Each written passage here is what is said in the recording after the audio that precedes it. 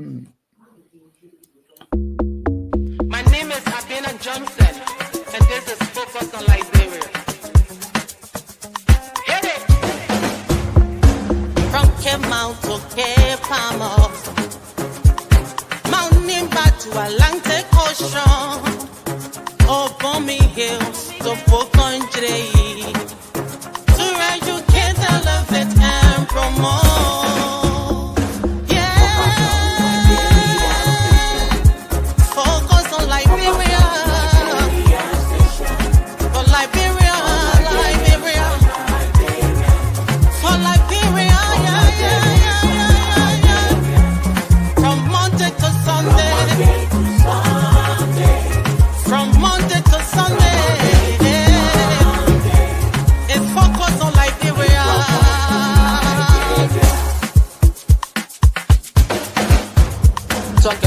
Affairs, in diaspora, current affairs, reliable information, history, talking about culture, politics, education, entertainment, business, sports, advertisement, articulation. Focus on Liberia. Focus on Liberia. Focus on Liberia. From Monday to Sunday. Hello, ladies and gentlemen, and welcome to Between the Headlines on Focus on Liberia. My name is Dennis Jai, and we are broadcasting from Atlanta, Georgia. In tonight's edition of Between the Headlines, we're going to be looking at Vice President Jeremiah Koung's town hall meeting in Philadelphia. I was there, and we're going to talk about that. We also want to talk about the Ecowas Parliament. They spoke on the recalling of the representative from Liberia. They basically snubbed the majority bloc or the speaker or majority bloc speaker Koung. Also, the by-election for Nimba County is heating up. It's getting interesting. There are people that are throwing their hats in the race. Does it look like? Last and definitely not the least, Focus on Liberia resident economist is taking up a job as the senior public sector specialist with the World Bank's office in Addis Ababa, Ethiopia. What does this mean? There's a promising young man who went home after acquiring 2 master's degrees to work in his country. How did he end up in Ethiopia? Is it a loss or a gain for the country? We're going to discuss all that.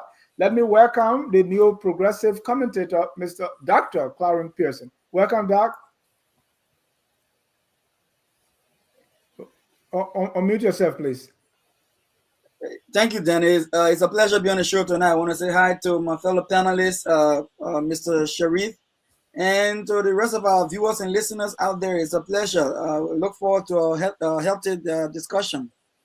Thank you. Let me welcome you. Wherever you have a new progressive commentator, you need a word of God. So we have Pastor St. Salif. Welcome, sir. Thanks, Dennis. It's good to be here to hang out with all of you again, Dr. Pearson, and all of our listeners wherever you are in social media land, WhatsApp, YouTube, Facebook. Welcome to the show, and we always love your comments, so keep them coming. Thank you. We want to welcome all viewers from across the globe. If you have not already done so, please hit that share button, invite someone, and let's have a conversation. Well, the first thing on my agenda is that I was there. The Vice President of the Republic of Liberia, Honorable Jeremiah Koung, was in Philadelphia at the Victory Harvest Church in a town hall. You watched the town hall. I was there. I was, in fact, a front row seat. We're going to talk about a few of the things that happened, but Any of you watch the town hall? Yes, Did you I did. attend I was fortunate to have followed because my wife was there, so I had to keep my eye out there to make sure everything was okay.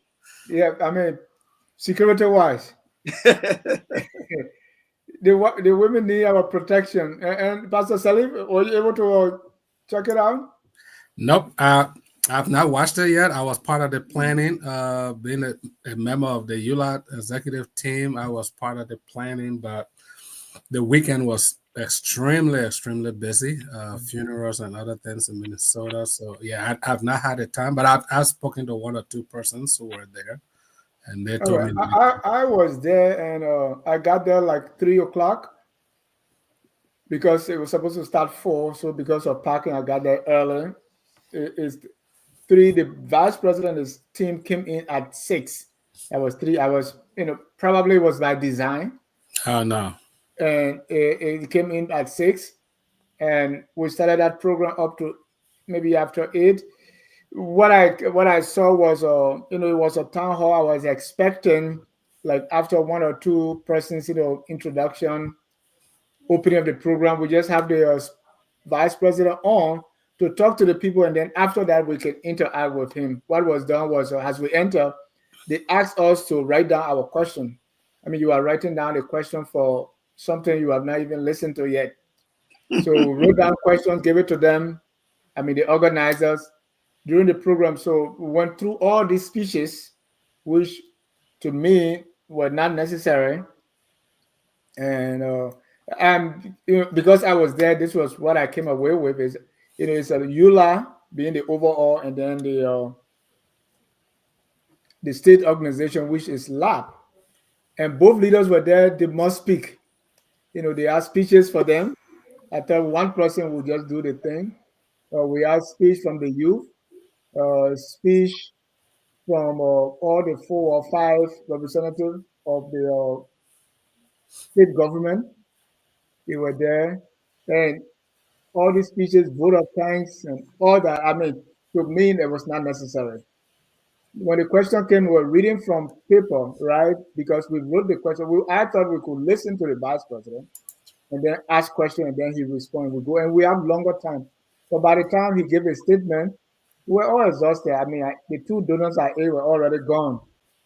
you know, I think the organization was good, but that timing and the way they planned it, I don't know if it was by design or each of the our people wanted to showcase themselves and say this is what we want, because somebody is coming to you to say something to you, and you are the one talking first before you hear from him.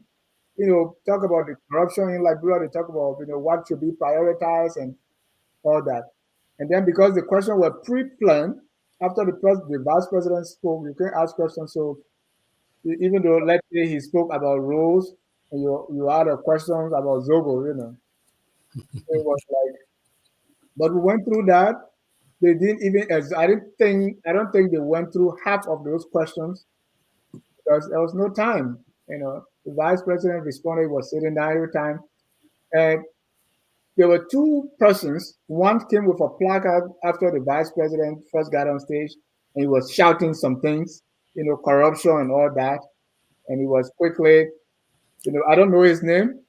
The second person to shout was the guy under the Palava Hall. He called himself We Are Burian, because We Are Burian means someone who supports the former president. We are through and through, no matter what. Like Donald Trump saying, even if I on Fifth Avenue and shoot somebody. I won't lose the vote. So he too got up and started screaming about motorcyclists and all that.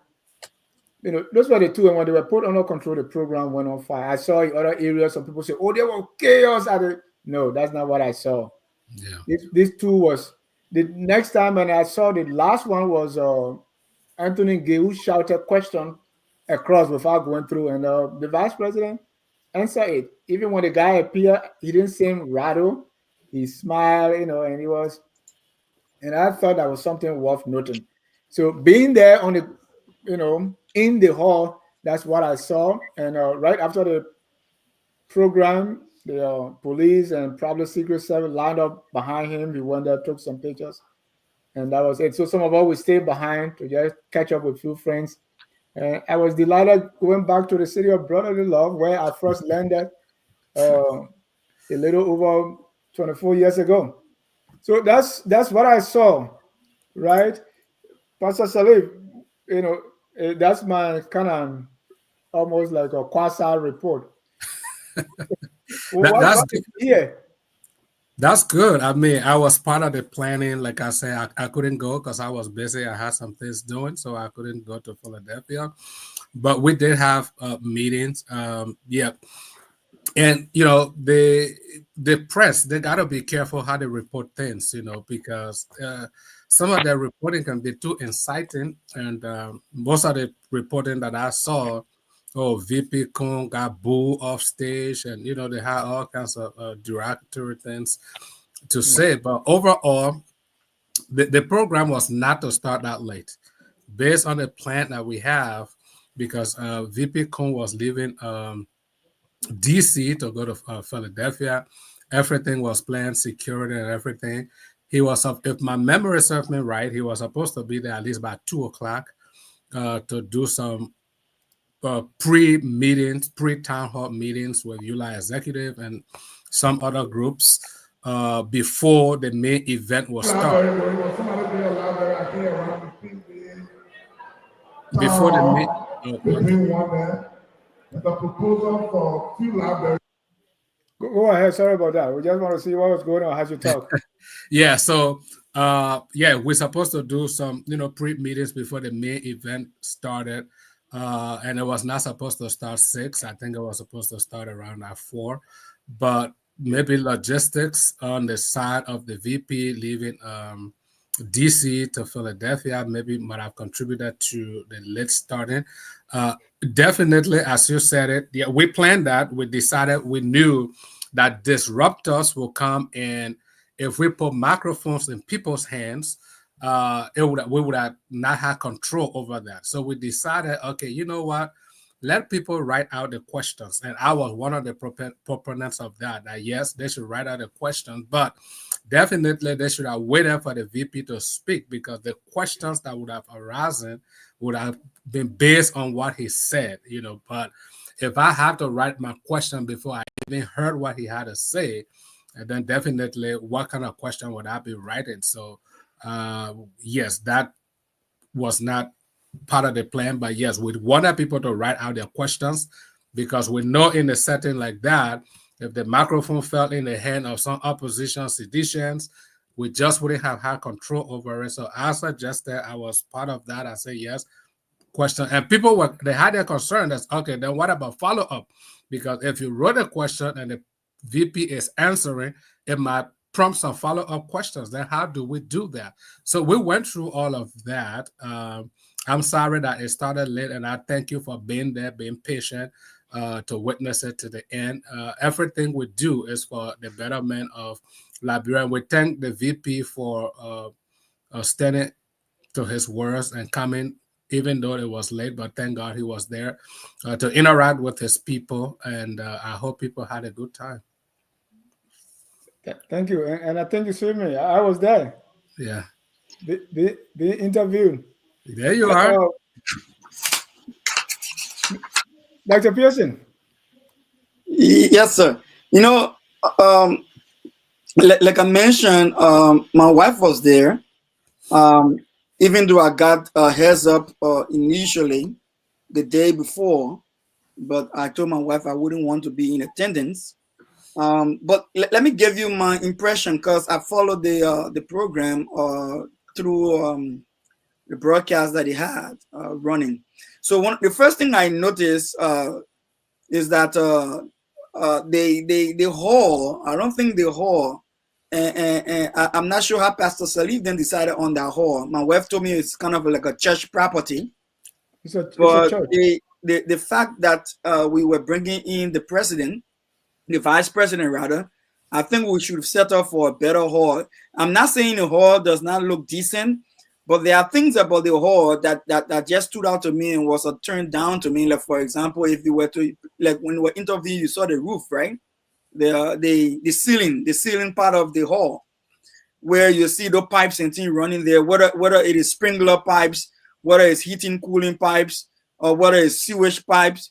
But you see pipes, and then when the guys were trying to broadcast the thing live, that was the first thing that caught my attention, and I think that was not appropriate. What I said to my wife was, let me bring you that. Yeah, that was the church. Let me bring you that little kerfluffle.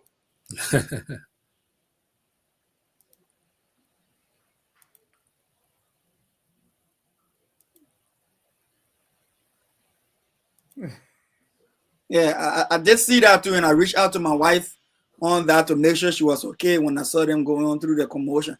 Another thing that caught my attention, Dennis, was the issue with that flag you see on the podium, and my wife and I discussed it also. I think that was some will say it was an overkill, but I would think it was inappropriate to have used the flag for the covering for the podium. That is not official at all. I mean, that's not official at all. Okay, I just want to tell you a little bit. Thank you. Okay. Before it happens. So let me move with it. And I swear to God, you're not going to benefit. If you ready, then there's no need to go on. So I will stay officer and recognize who is it? Okay, the guy is coming now. I will start by. Thank you. Thank you. Thank you. Thank you. Leave it. Let me express this democracy. Thank you. Thank you. Thank you, sir. Thank you. Thank you. Thank you. Thank you, sir.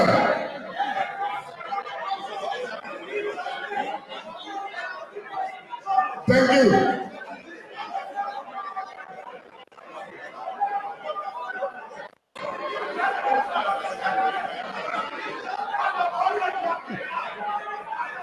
Dennis, that's okay. That's okay. Go ahead. So before Pastor Salif comes in, the third thing that caught my attention in terms of I'd like to start by saying, in Jesus' name,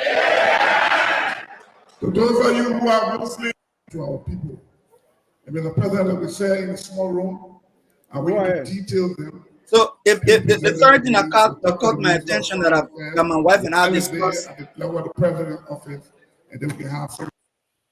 The third thing that caught my attention, then Mr. Salif can speak to those things I mentioned, that my wife and I discussed when she came, that I brought to her attention, was the fact that you have the vice president visiting and you arranging protocol for him. You should have had a better hall. I think we should have used a place that either a hotel ballroom or something. It may not be an elaborate, maybe 200 person space or so. Let's get to the substance. I know the issue. And the second thing I mentioned, that's important, but I don't think. No, I come in, Dennis. I come in, Dennis. The second thing with that flag, it shouldn't have been there for the podium. Then the third thing, and of course I mentioned the ceiling with the pipes. And another thing that we discussed was, you see the seating arrangement. The vice president stands to speak, and then there are people sitting in the back of him. All right. So actually, he's trying to address the town hall, like you call it town hall, but then people sitting at the back of him. All right. So how do we address the town hall with people at the back of him? How do they see his face? How do they see his expression? And I think on the overall that was poorly arranged in there, and I think they could have done a better job with what they did in there. And with the timing, I think it was ridiculous. My wife said they had to wait for 2 hours before the program could start when they got there at 4. All right. Yeah. They had to wait about 2 hours. That was so ridiculous. And she said, as soon as the guests that came, especially the other representatives and stuff, but by the time they get a speech, they walk out because of time. They couldn't stay to listen to the vice president to give his remark. And I think that was poorly planned. I think those are all fair assessments.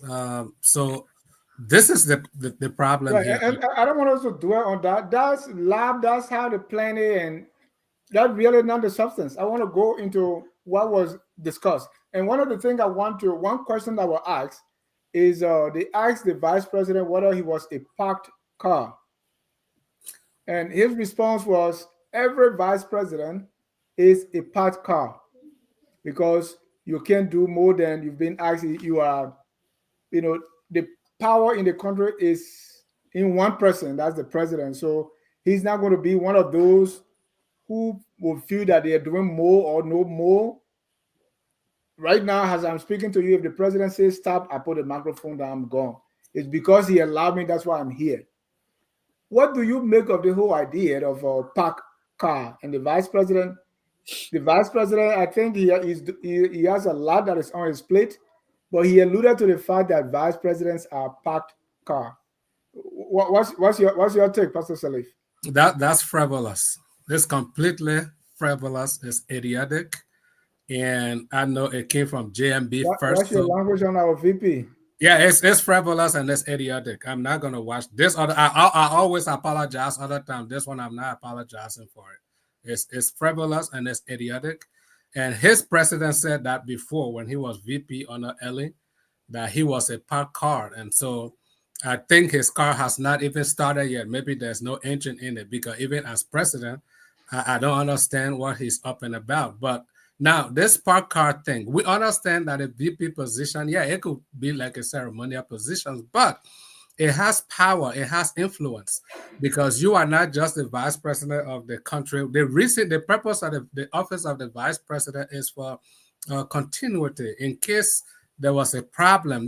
Many countries in history, they failed because when the king died and there was no defined successor, like the great Alexander the Great, all his generals started fighting, and it brought down Babylon, not Babylon, the Grecian Empire, Greece. So if you have a VP for the smooth succession, if anything were to happen to the president, he incapacitated, like we saw between the late President Tubman and Tauber. There was no leadership tussle. When Tubman died, the news hit Liberia. They just went and got Tauber from wherever he was, his farm, and they brought him, and he took over. So there was no crisis, no constitutional crisis. That's one of the main reasons for the VP positions. Also, the VP is also the president of the Senate. So you got a lot of things you can do. And we see if you're the president of the Senate and all the foolishness going on in the House of Representatives, you have influence. You're not a parked car. You can do some things. You can influence some things. Given your working relationship and chemistry between you and the president, there are so many things you can influence. The president can appoint you to do so many things. And the president who have appointed a VP that, hey, I want you to go and mitigate the impasse in the lower house. He could have made himself useful there. He could have done things. The president can appoint you to do so many things. So you're not a parked car. It's just frivolous. It's people who don't want to do anything. If you're a parked car, we're giving you what? Is it $3 million? Every year in the budget for your office. So should we be, and then if you times 3 times 6, how many million is that? So we just be wasting the money on somebody who's not doing anything. So it's frivolous, it's idiotic, it's ludicrous. He's not a parked car. He can be useful. He can do so many things. So he should get up off his hands and go and get some work done. I would rather say he was, but he said every vice president is a parked car. No, every vice president is not a parked car. He borrowed that from his president, and that's frivolous. Yeah, Dr. Pearson, you think he didn't want to contradict now President Boakai? Because I believe the president has a lot that he asked him to do, or the yellow machines, now the electricity thing. Yeah, he's traveling, so what makes it a parked car? Was he just trying to say, I shouldn't say anything that will contradict what my brother earlier said? You think that was the attempt? Dennis, let me take it from this angle. You remember when I mentioned all of the things that was not appropriate for a vice president to be in that environment, and you say, that's not an important part. Let us discuss the important part. It's the same thing we're discussing right now when you talk about the parked car issue. President Boakai spoke out of terms when he used that expression, he was just a parked car. He said that out of his disenchantment, his frustration with Madam Ellen Johnson Sirleaf not giving him the level of support that he thought he could have gotten from her. He even said that in order to feel like he would distance himself from all of the excesses that she may have brought to her presidency, and that would have rolled over to him. So he spoke out of terms. So, and now you see, that's why we need to be very careful how we dispel things and how we put things in the back. Now, if I were, you say you want to be superintendent for Sano County, if you invited me into Sano County when they installing you into office and you have me to turn my back to part of portion of your audience, I wouldn't even go there, Mr. Dennis, because you'll be putting me at risk. The vice president was speaking, someone came up to him twice to protest against him. Now he got people standing in his back. Anyone could have jumped on him from the back. So these things are not simple. Another thing you will notice is that you have the vice president in there, and at the same time, while the vice president is having a conversation with the people, you got people, I mean, technically walking into that place and nobody was searched. I'm not sure whether you were searched. My wife said she just walked in and nobody even searched her. Nobody even asked her to say a word to her. And, these are not things that we should do. I think Mr. Koung going 92 hours even later than when the program should start was bad. Dennis, if you have your installation for your superintendent position, you call me and you 30 minutes late, you won't find me there. I'll be out. And I'll call you on the phone to let you know that, Dennis, I couldn't stay because you didn't keep your time. So, and then he says he's a park car. I agree with Pastor Sirleaf. No, he's not a park car. He was not appointed by President Boyka to begin with. He was elected, like President Boyka was elected to the seat of vice president. He served to assist the president in his function. Not only that, like Mr. Sirleaf says, in the legislature, he dared to lobby for the president's legislative agenda. All right, so he dared to lobby between the House of Representatives and the Senate, and he's the only person in the executive who no one can accuse of crossing the line in his lobby, because he's already president of the Senate. All right, he's in the legislature. So I think he has a lot to do, and I think the young men were just misled by President Boyka, and this is the reason why those of us who have the opportunity to show direction to our young people should tell them the right thing and show them the good example. And I think it didn't mean any harm, but you are just misled by President Boyka in his previous statement. You have repeatedly said on this show that President Boyka should resign and let Vice President Koung take over. Do you still maintain that? Listen, if the vote depended on me, I will be signing a letter right now, Mr. Dennis, because you can see the negative rollover effect on Koung. You know, this is a young man who has a lot of potential, who is working in line with with the limited guidance he can get from a 42-year-old public servant who says he's experienced. And you can see the negative effect having on a young man. And not only this young man, Patrick Hunter has been negatively affected, and a lot of other young people in Liberia are being negatively affected. This President Boyka stood in the Supreme Court program. I think it was today or yesterday. I don't know what the time is in Liberia right now. And then he's talking about people should follow the rule of law when he himself outside there is not following the rule of law. I mean, that's how misguided the president is to the young people. Right. And the people you named, they're supposed to. Anyway, let me leave that. Because how can young people, and that's what really can. A few young people I've spoken with, that as young and vibrant you are, you already corrupt. And you are saying, hey, the old man made me to do it. That's why I don't want to comment on. Yeah, I would have pushed back on that, but yeah. Yeah, because because I don't want to come up as the angry host. Because the young people let me do the young people are a failure these days. Let me do the dirty work. And now they are blaming an octogenarian. They say because of you, I don't have integrity. I don't have standards. I don't even what I'm doing. I don't even know what I'm doing because this old man made me. Pastor Sirleaf, let me just redeem myself more. I want to go on my elder Jah own platform in the village. The old people tell us that we should look at the old map to plot the new map. If the old map is plot bad, the next generation will carry that bad pattern into the future. Expecting the young people to run, and you say, "Oh, because the old man tired, so I'm gonna sit down too." Let me put it this way, Dennis. You know, one time I watched an interview with Bobby Brown, and everybody accusing, oh, Bobby Brown that, you know, got Whitney Houston into drugs and all these things. And Bobby Brown said, listen, let me tell you the truth. He said everything Whitney Houston knew about drugs, she already knew before I met her. Everything about corruption, Patrick Honda and the other people you talk about, they know and they are doing. They knew it before JMB became president.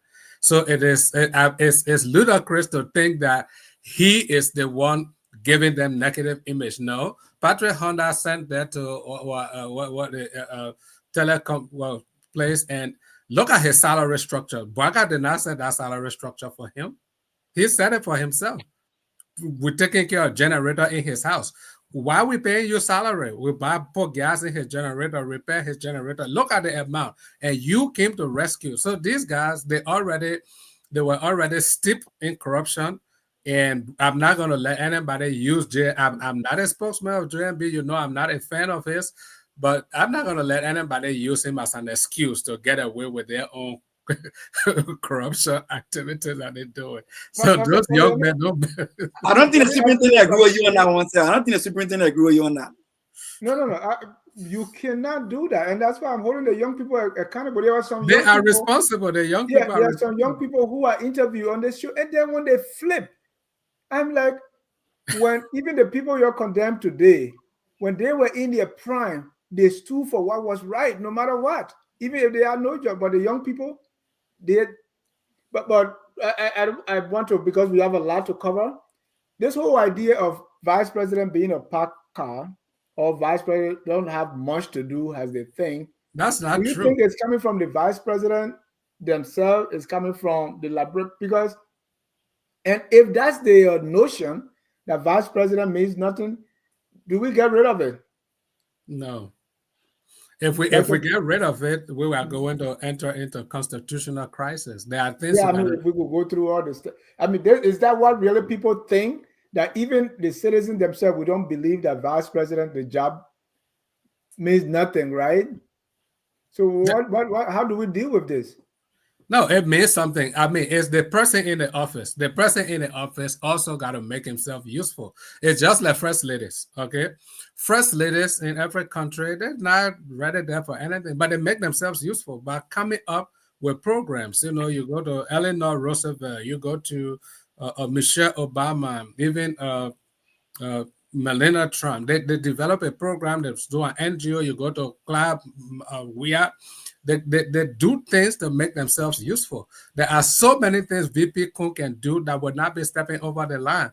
VP Koung can launch a program to rehabilitate young people, the Zogo, to get them from the street, develop programs. He's becoming useful. And with that, with his office, there's something we call elite capture. With the office, he can also lobby for money. He can lobby for money. An international organization can sponsor his pet project, his program, that, listen, we want to get our young people to work. We want to create jobs. We want to rehabilitate them. We want to empower them, skills acquisition. There are so many things he can do. As a VP, he doesn't have to sit there to let people know he's a parked car and squandering $3 million every year. No, we're not going to accept that. It's frivolous. He got so many things he can do. The president of the Senate, he holds the tie-breaking vote. If there was a tie in the Senate or anything they're voting on, the vice president has the tie-breaking vote. There are so many things he can do. He could sit with his president, listen, this crisis in this area, Big Mountain, all these places, let's try to set up a committee. I can help run some things so we can there are so many things he can do. So he shouldn't give us that excuse that JMB gave us that, oh, I'm a parked car. Yes, I understand from Dr.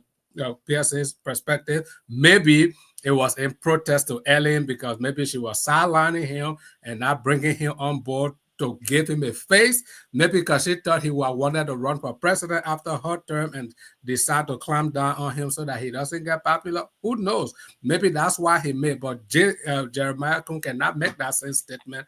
Make yourself useful. That's what I would say. Make yourself useful. Thank you. So one thing I challenge all VP is to just be able to carry the president's message forth, right? Yeah, they had that night I thought Vice President Koung did that very well, explaining the president's agenda, what the president wants to accomplish. if you went around the country as a vice president, just explaining, Yeah, from county to county. yeah, the agenda, I think that's a lot. You Dr. make Pearson. yourself useful. You know, Dennis, when you're in the village, right, and the chief musician of the town raised the song, you can't sing outside the chorus of the song. You know that very well, Dennis. You want to be superintendent. When the chief musician of the town raised the song, yeah, the chief musician flow the higher or flow. I don't think Koung is not. I don't think the vice president is not working. We all know Vice President Koung is working. So, for instance, he presides majority of the time over the Senate, right? He directs where the conversation and the agenda goes. So he's working on a daily basis. We also know that he's the one behind the yellow machine trying to get it from in the mud that just got stuck in that President Braga said wouldn't have gotten stuck in 100 days. The yellow machine got stuck in the mud, and he's trying to get it out of there. I think they say he's making some gains. He's the one who is running behind the LEC situation with the problem we have with LEC, and he's making headways. That's why he's out of the country attending Energy Forum. So he's actually working. So no, you see, I don't think he's not working. I think he just answered that question following the misguided statement of President Boakai, who spoke out of terms in the past for some campaign purpose. So I would say to you, Dennis, I think the office is relevant. There's no way it will not be relevant to us. It's very relevant. And I think, secondly, President Boakai just said, a big lie when he said that about Ellen. If you remember, President Boakai was given an assignment by Ellen. Ellen gave President Boakai certain sectors outside of his legislative function as president of the Senate. She gave him certain sectors to run. I think one of those sectors was the LMA, which of course you already occurred in his past public experience in other areas. So President Boakai did not just sit there doing nothing. He also traveled a lot as well. He represented Liberia in other places, and they got videos to show when they want to show them, right? So I think he was just better with Ellen, and he said what he had to say. So let me say to you, Dennis, in short, listen. I think the office is relevant. I think VP Koung, like you said, he rather defended his boss in our forum. I listened to him. So I think he just followed the old man misleading statement. That's all. Yeah, I think he should be careful next time. If he listen to us, let him be careful next time. Don't take anything from the old man and go and say the same thing, because the old man doesn't say the things that he should be saying. You know, the reason why when that tree falls, that identical one will grow from there, because the young people are expected to take over. So there's this tree, I don't know the name in English. Every time it's getting old, it will just bend like this, and then the new one will spring up from there, because as the older people get old, the young people should build up from there. So we're not going to take any excuse from a young man. Talking about this, because that's what we are expecting you to do. Yes. The old will die. You got to grow from there. Even without water. The Ecowas Parliament, is this a new thing? When the Ecowas Parliament, Speaker Koung or the other speaker, Koung said, well, we have to recall these people from the Ecowas Parliament. The Ecowas Parliament is saying, no, our rules say unless these people, they lost their job as representative or senator, or they die or they resign, or we, based on our rules, we kick them out. Other than that, they have to serve their 4 years. Dr. Pearson, do you think, our local politics now have been, kind of reviewed and scrutinized on the international scene? You think ECOWAS has a point here, or this is an overreach, trying to control our internal policies? The best way to begin this thing, Dennis, is to say that violation of the rule of law is the cancer. If you encourage it, it's going to widen its scope. And that's what we see happening in Liberia today. So these guys decided to hijack power. And I hear them arguing about majority and minority. We cannot sit under the speaker's gavel, when I don't see that to be a legitimate argument on the basis that they are not all from the same party. For Nani Kofa, they're not going inside there expecting everybody to like him. You know, and you can't tell me, say, people from diverse parties will go in a House of Representatives and they will like each other. No, they're not going to like it. They all have different agenda. So your ability to sit under someone's gavel is now how you feel about it is about what the rule says about it. If you elect the person becomes your leader, and you must follow them until you get the same vote to take them out, which is the 2/3 majority that is required under the laws. Now, we allow the guys to get by with this, right? These guys are power greed, Dennis. So these guys get what they wanted. They suspended all of the committees that had nothing to do with Fanatic Kofa, that they said they had issue with Fanatic Kofa personally. They expel all the friends on the different committees and distributed the different committees in the House amongst themselves. They did not stop there. They went and got the budget of the House of Representatives and take seeds of it and held their friends' allowances and benefits and gave themselves additional staff members that they should not even be having.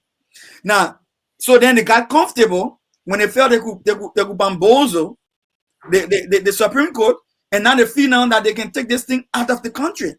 So there are two things I want to say here, Dennis. These guys, are they telling us that they could not have gone to read the rules of Ecowas Parliament themselves? Because in their budgets, in their offices, they got legal counsel, they got researcher, they got advisors. So they could have taken the rule of the same rule side of them. They could have gone to read it themselves. If not, could they not have consulted with other people? They can't read. Since they can't read, they're all native people. They can't read. Couldn't they have gone and consulted with someone who has relevant knowledge? You said native people can read. I say it on purpose. I say it on purpose. Just follow me. So even if they say the native people they can't read, so they could have consulted, someone to come and interpret that for them. So even if they didn't get money to consult someone to interpret Ecowas rule to them, couldn't they follow precedents? And there are colleagues who were there before them and told them that there are precedents to this thing. The Edwin Snow and others who was the doyen of the representation in the Ecowas Parliament. So they said, gentlemen, there are precedents to these things. So I think they only did this to embarrass us because of their greed, and they felt because they muscle their way through our Supreme Court, they can go and muscle their way into the Ecowas Parliament, and then they brought their disgrace onto us. And I think it is sad, Dennis. It's very sad. Thank you. Let me welcome. Hi, Glendy. Thank you for coming on. Yeah. Welcome, Glendy. Hello. Thank you. Good. Pastor Salif, same question on the Ecowas Parliament decision. Yeah. The question was straightforward, whether ECOWAS was overstepping. I want to approach it from the two sides of the coins. Number one, I appreciate what ECOWAS did to embarrass these people. It's disheartening to see what we do in Liberia, and not just the House of Representatives. The president himself did that when he took over new. Now, every administration, when you want to make certain decisions, you consult your legal counsel. Hey, we want to do this. What does the book say? What are the procedures? What are the rules? And they said, Mr. President, you can't do this, or if you want to do this, you have to do this. But he just came and he was just throwing his weight around. It's the same thing that the House of Representatives is doing. Before you make that move, call your legal counsel. The House of Representatives should have a legal counsel that can advise them that, hey, this is ECOWAS charter. I don't know what ECOWAS charter is, but you did read some things then before the question. So if these are the things that are in ECOWAS charter, then you got to go by it. If they say people that represent their country, they are here for this number of years, or unless they did something egregiously, bad, and we throw them out from the parliament, or maybe death, or you got to follow the procedures. The rule of law got to be followed. But also, on the other side of the coin, while I applaud ECOWAS' decision, I also want to caution so that we don't forget that these countries that make up ECOWAS, they are sovereign countries.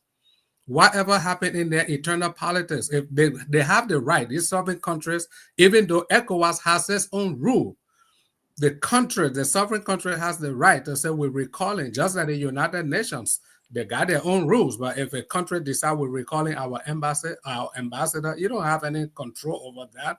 It's their eternal thing, because I don't want ECOWAS now to overstep for future purposes The next thing they're going to tell us now who can be our president, who can beat this. We don't want that. Or other countries in the ECOWAS. Are you going to say if they start to have maybe elections, disagreement or stuff? We got to be careful.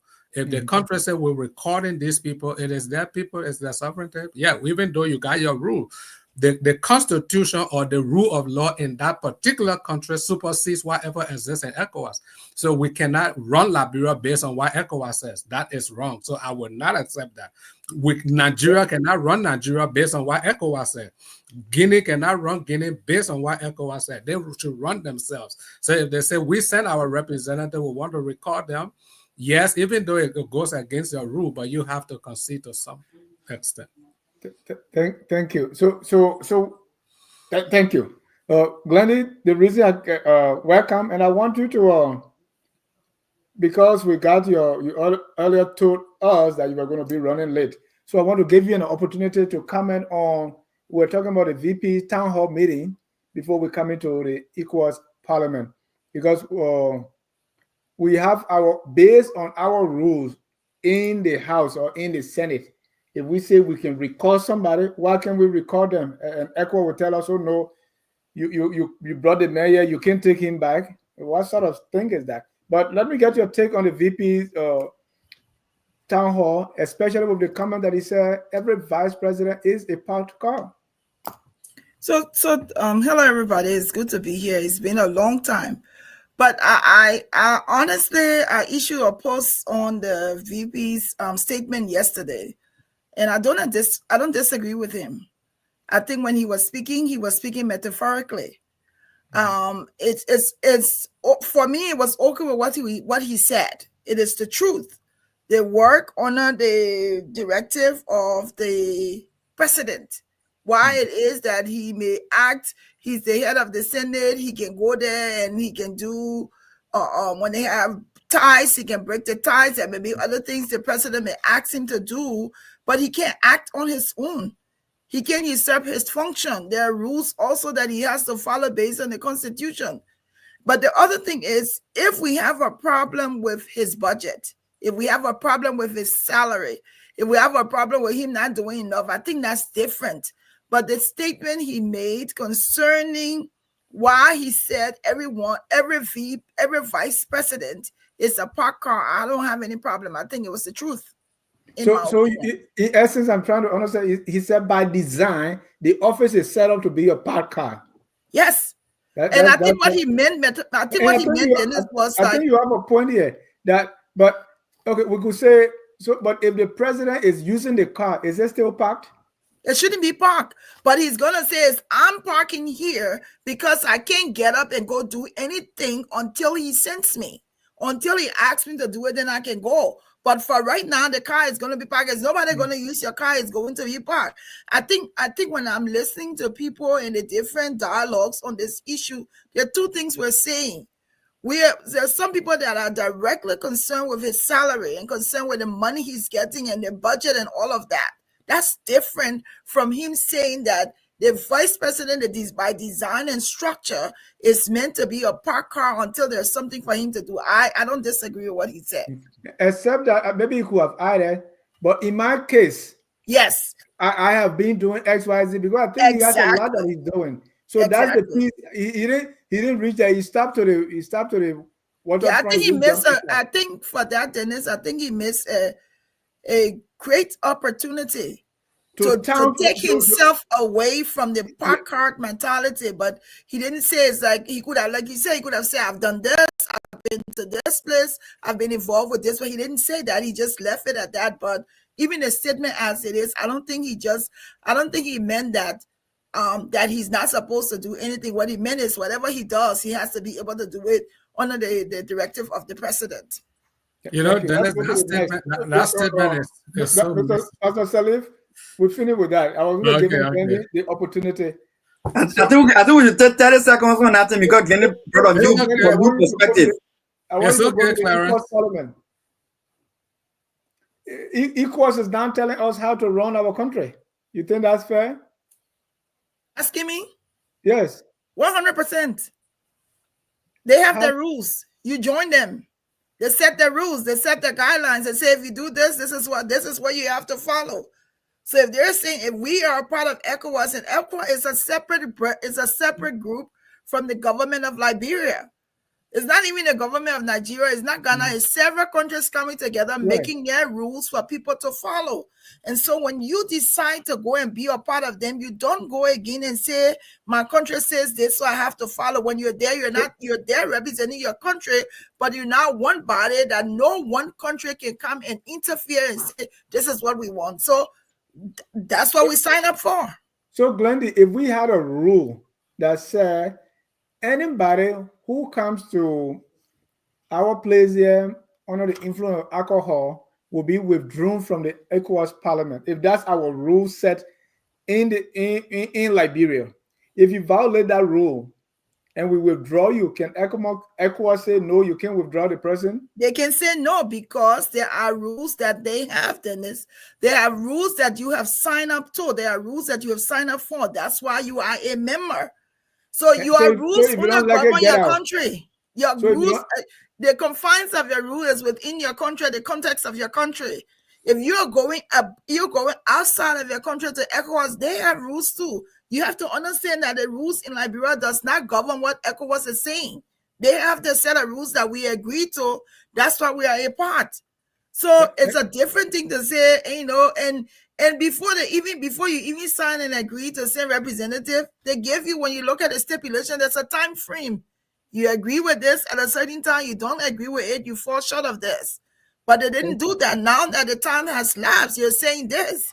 I don't think we have a place. I think it's, and I heard Dr. Pearson talking about the fact that we had precedents. We had Edwin Snow who talked about it and nobody listened.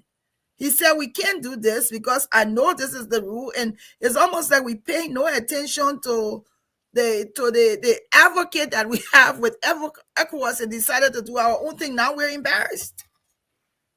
But you want to come in?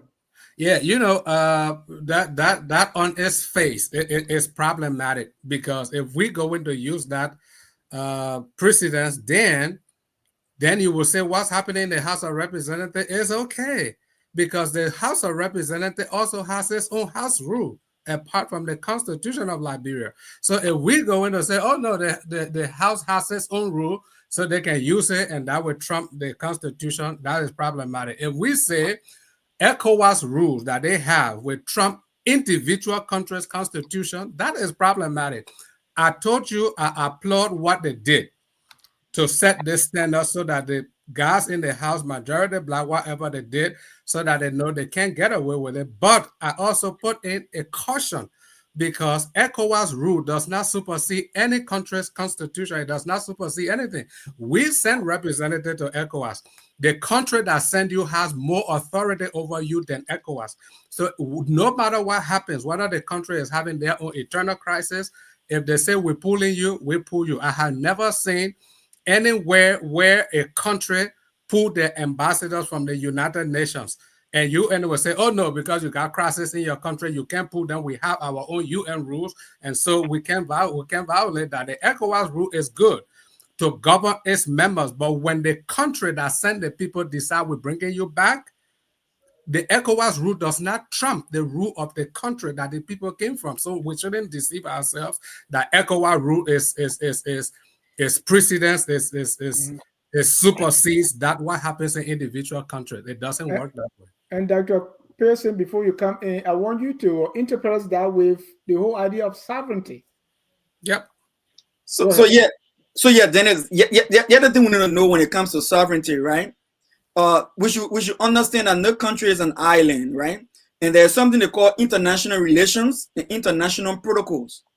If a nation signs up to an international protocol, in the process of signing to the international protocol and ratifying it back home in their own legislature, they are agreeing to certain terms and conditions that they want to subject themselves to. So not at the detriment of their country. No. The idea about the detriment of the country depends on whether you sign up to the protocol or don't sign up to the protocol. If you decide to sign up to the protocol, like Glendy said, you saw the terms and the conditions of the protocol. Take take for example the United States that we all admire here. The United States felt that it cannot sign up to the International Court of Justice. It cannot sign up to the ICC. They did not sign up to it. So anything that the International Court of Justice does. No, listen. Even though the ICJ and ICC are a branch of the UN. No, what I mean, they're part of the UN. And the United States say this is our ambassador, and the UN say, "Oh no, you can't." Yeah, but you're doing apple and oranges here. No. What are the rules? Let me learn. Dr. Clarence, let me bring this. We don't talk about Kyoto and all that. And we're talking about, so we're comparing ECOWAS to the United Nations. So let me help. No, you helping me. Let me learn. I want you to speak. I want you to add this to your speaking, right? Since you want to use the ICC, why not use the Paris Climate Accord? United States is the signatory to the Paris Climate Accord. When Donald Trump came in for the first time, he pulled America out of the Climate Accord. Did the Paris Climate Accord say, no, you can't do it because we have our own rule and you are signatory to it? So there are two different. That's what I'm saying. You compare. No, it's not two different things. It's the same thing. Listen, that's an international charter. That's an international charter. Let me learn. You are comparing apple and oranges. It's not apple and oranges. It's wait. The United Nations have their own protocols. And within the United Nations, there are multiple different protocols and instruments. And each country has to sign up to each of those individual protocols. If you feel it's not conducive for you, you got the right not to legislate it in your own parliament. I'm saying to you, if you went at the AU and you want to be a part of the ECOWAS, and you are funding, and ECOWAS have this rule in the parliament, and you sign up to it and ratify it at home, you have to live up to it until you withdraw from it and you break that protocol. You cannot go beyond what they've already agreed to. That's what I'm saying. Yeah, but their rule does not trump. It does not trump. But you agree to the rules before you being a part. You agree to it. We're saying the same thing. We're saying the same thing. So if you feel that your sovereignty is being abused by that rule, then go there and say, look, from today on, we are annoying and amending our laws, and we don't want to be part of this rule, and we don't want to be part of ECOWAS Parliament. Simple as that. But if you tie yourself up to the protocol, you must live up to the protocol. Thank you, Glennie. Let's talking about this. The whole issue is not over yet, especially and with that ruling, that another blow to the Koung faction. Where do you think this whole thing is going, then? Because the fanatical faction has gone back to meeting since they had that quote unquote liquor talk from since they heard that from the judge. So now they've gone back, and so the lines are again being redrawn. Now with what the Ecowas Parliament did, where do you think this is going? I think they should leave it alone. I really think the majority bloc should leave it alone. Because this exposure is not just to Liberia, it's exposing our mentality to the ECOWAS countries. And if you don't want to extend it, extend this beyond where it is right now. If you've lost, pretty much they've lost their argument.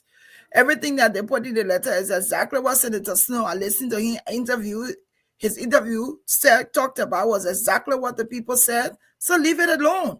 You don't have to win every battle. You don't want. So what are you going to do now? Sue ECOWAS, get the government of Liberia to write them and complain, and then you have this drawn-out process. When does this end?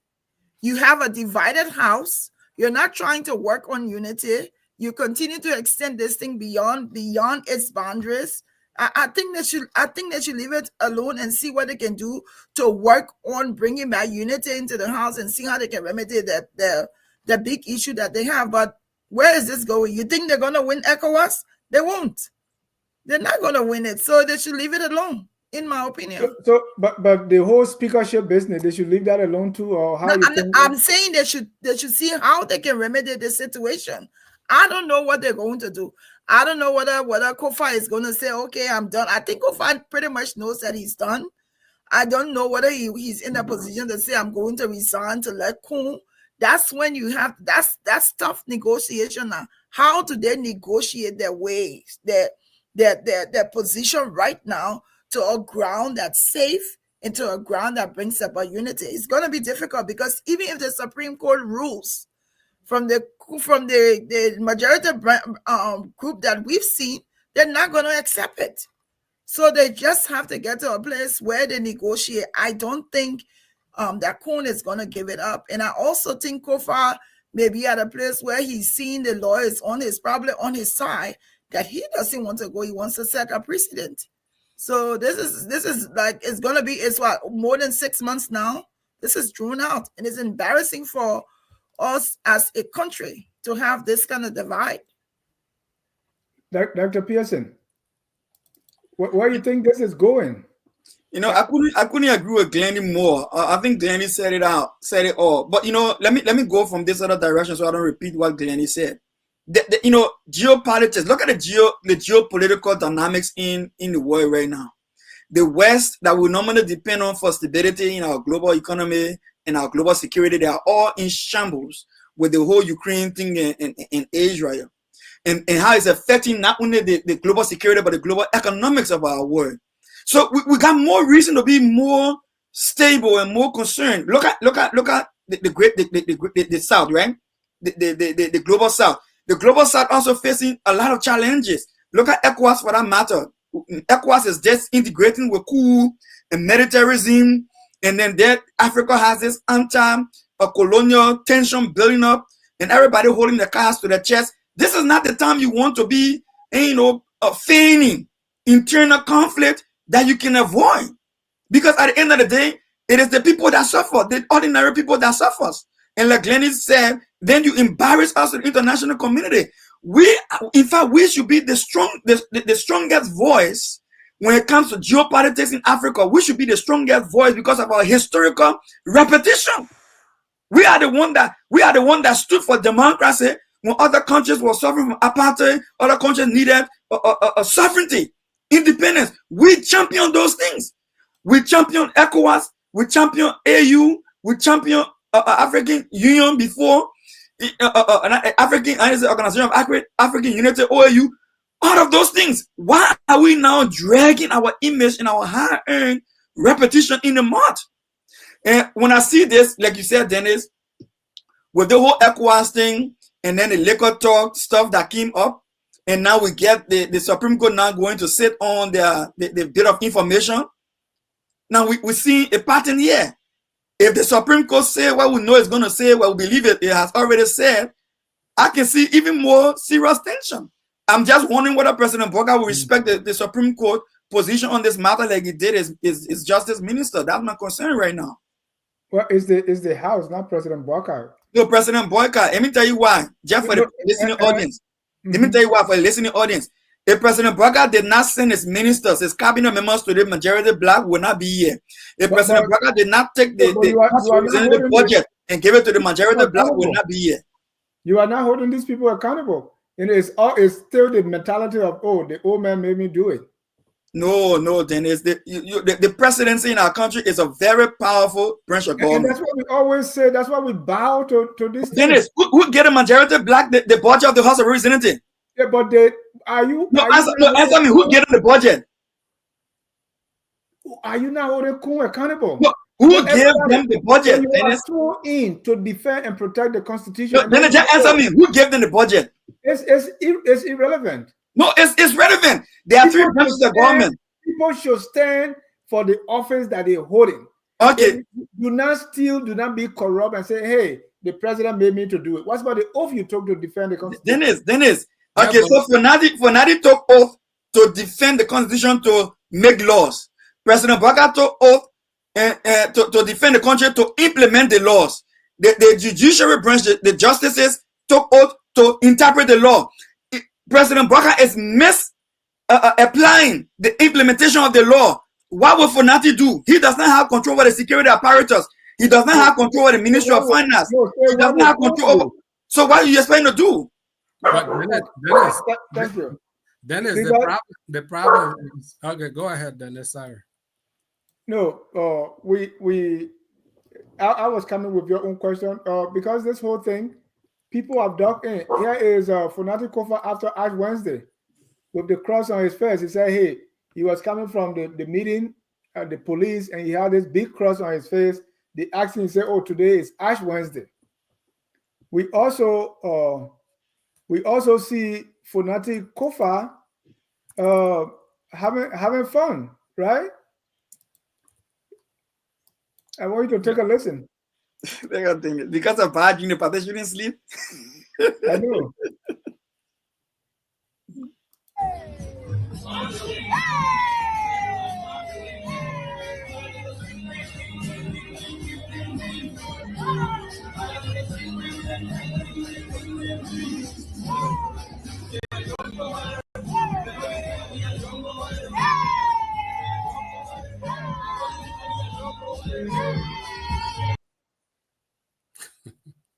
You've seen a lot of this singing now.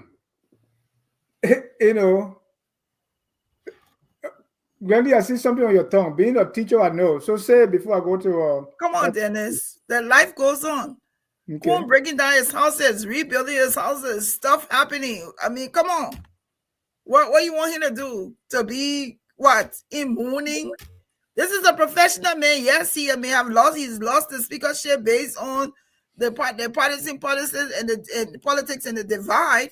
But there's still life. He still has to live. He can't be drawn down into slumber. Who is that? Who not in slumber? Who breaking down people's cars and breaking down office doors? Well, I mean, life goes on. Let it make enjoy. So you can jump over. Pastor Salif, earlier I asked where is this going, because now you're going to have an Ecowas Parliament. They will go to Ecowas, whatever they come with. They can't say anywhere because they don't reach quorum. And then you have on the other side, they're going to have their own fake Ecowas parliamentarian. What does this tell you, that actually this come to expose that these people really they do nothing, so that whether they are going to session or not, it doesn't even have any impact because they are accustomed to doing nothing.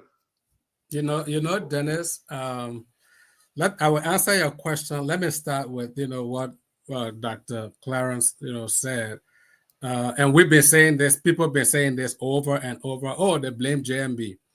I still want to see that empirical proof that JMB was the one who put his finger on the pause, on the button to push for what's happening in the House of Representatives.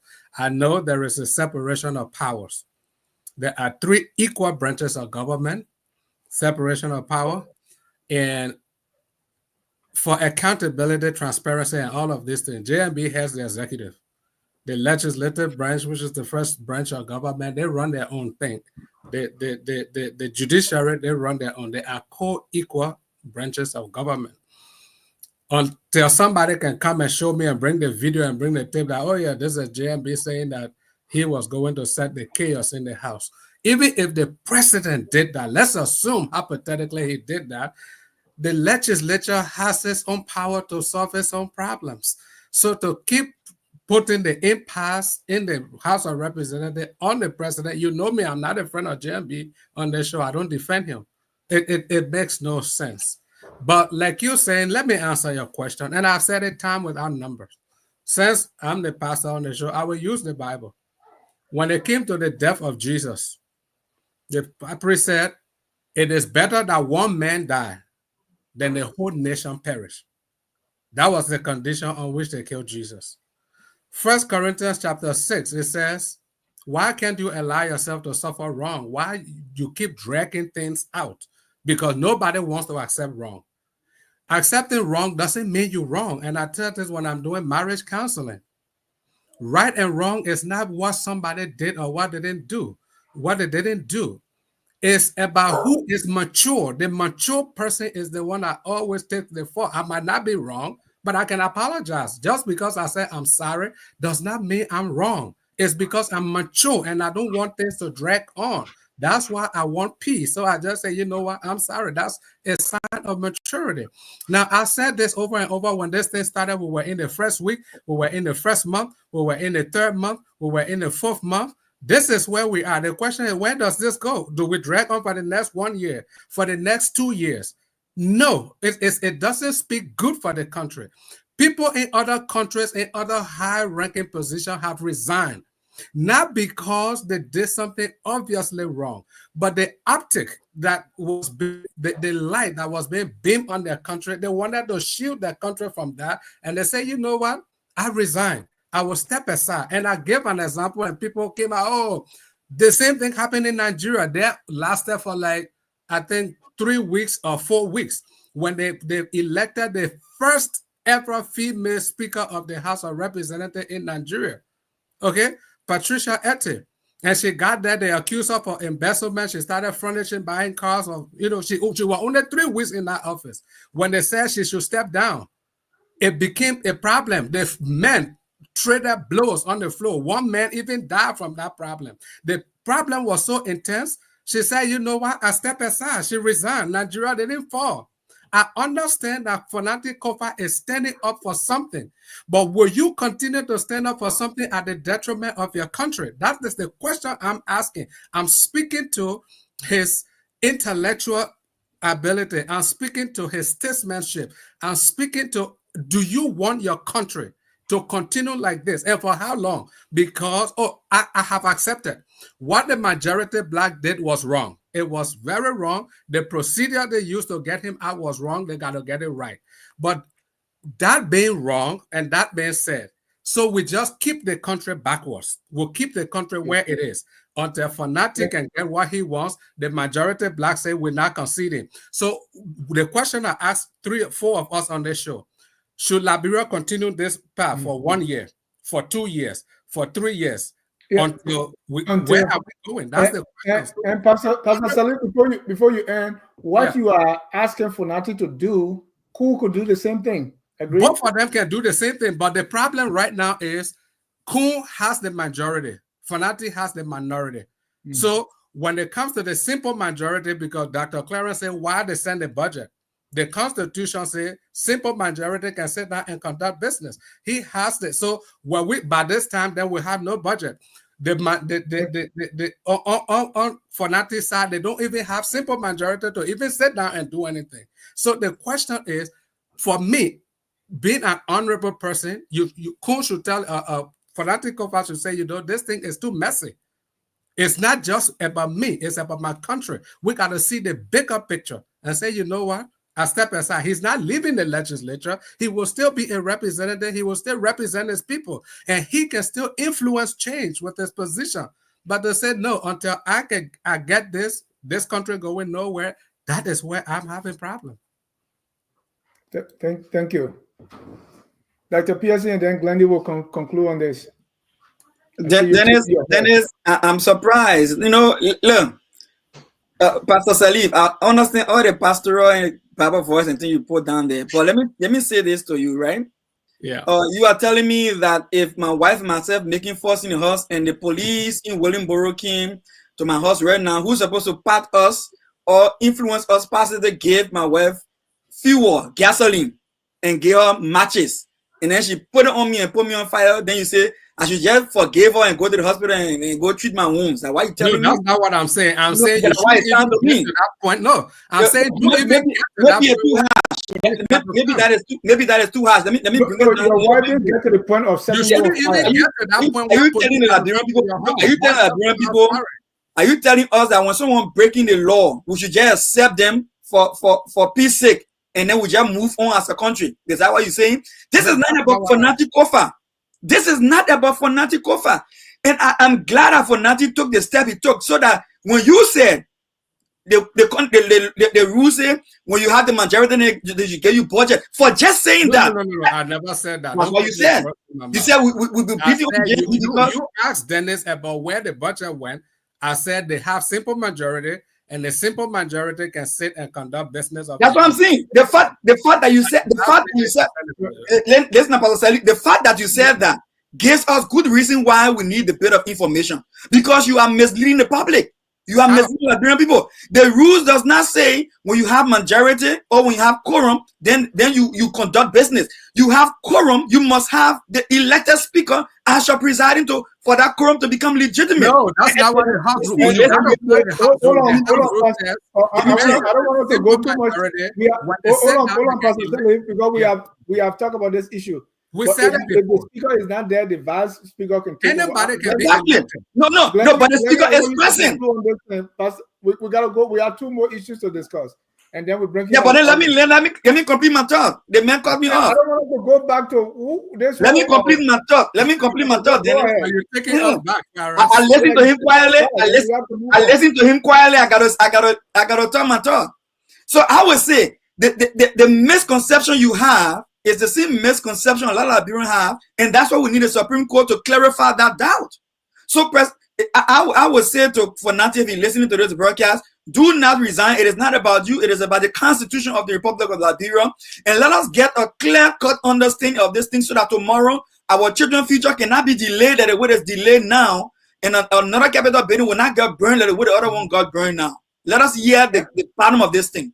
That's what I would say. And my big disagreement, I almost said disappointment, is with all this, you are not holding members of the representative accountable, but you are saying you're holding the president accountable. And I want us to stop that. No, Dennis. Again. Let me give me 30 seconds. Listen, President Boyka operates a branch of government that has responsibility to do certain things that the legislature cannot do. The House of Representatives, Vice versa. I agree with you. That's what I'm saying. Something that the president cannot do. I agree with you. So when there's conflict, Dennis, let me learn now. So why don't you, let me get out 30 seconds. Let me get out 30 seconds. You can count on. You can count on. Let me get out 30 seconds. No, I don't want you to start on a false premise. What makes it a false premise? Or you are telling me something that we all know. The president can do things that the legislature cannot do, and vice versa. But I agree with you. I'm not disputing the fact. I've never disputed that. But I'm telling you, on that premise, the president decides who he sends the budget to. The president decides who the president controls the leaves and not the root. But listen to me. The president controls his security. The budget. The problem didn't start because of budget. You looking at the problem didn't start because of the budget, but the budget fueled the conflict. No. How is Koung taking pay? Accountable before the budget. How is Koung taking pay? And the other representatives who have been dislodged are not taking pay. How is that happening? How did Koung pass the budget behind police, behind armed men? What is Koung's responsibility in this? Nothing? What are you talking about? I'm not talking about Koung is a renegade. How should I say? What Koung is a renegade lawmaker. What should I say concerning that? You are not holding you accountable, but you are holding. No, we're not holding him accountable. The Supreme Court is holding him accountable. The Supreme Court will hold him accountable, not me, Dennis. But I'm saying President Baka is facilitating their work. You can hold Baka accountable, but not Koung. Yeah. For his action in facilitating the majority black that gave them the edge that they got today to be disgruntled. That's what I'm saying. Glendy, I think that's what's wrong with our politics. Yeah. You can unmute yourself because we just look at this side that we don't like, and everything is that side. I think that's wrong. I think there's a fault on every side. I think there's a fault with representatives, and I think there's a fault with President Boyka. Because if you already had a heightened crisis at the House of Representatives, sending the budget also created a divide, sending it to one side. Because what you were saying, take it or leave it, what you were saying is, I agree that this man is a genuine speaker. And you did that purposely based on what your justice minister said. Now that the Supreme Court is indicating that this is wrong, this guy was not elected correctly. What are you going to do now as the president? I think President Boyka could have said, if you can resolve the issue, resolve the issue. But sending it and nobody, don't be in denial of it, that nobody would think the fact that President Boyka government sent the executive branch, sent the budget to the majority side. No one's going to be naive to say that was not saying that we support you. I mean, come on. The thing to do right now is, no, the COFA group may not agree to a compromise. The majority group will not agree to a compromise. Let's come together, find somebody that both groups may want to serve as a speaker to get this work. Because whatever the Supreme Court said, like I said earlier, I don't see the majority agreeing with it, and I don't see the minority also accepting that Koung should remain the speaker. So how do you remedy the situation? But I think to Clarence's point, President Barker does have some fault, because this was at the height of the crisis when the budget was sent, signifying that we agree with this group. That's how some people look at it. And we don't. I don't think people are denying President Barker's role in this. But the only thing is, Dr. Pearson is saying, he is solely responsible. And I don't think he's solely responsible. I think both guys are accountable. I want us to move on to our next topic here. But Dennis, 30 seconds. What was the executive to do? If they did not send the budget, then the country doesn't function, because there's no money approved. So nothing happens, because you can't send the budget to the minority or the majority group. So that means there's no budget, and then nothing functions. Then you encourage them to work on the issue in the house. This is what I was concluding, right?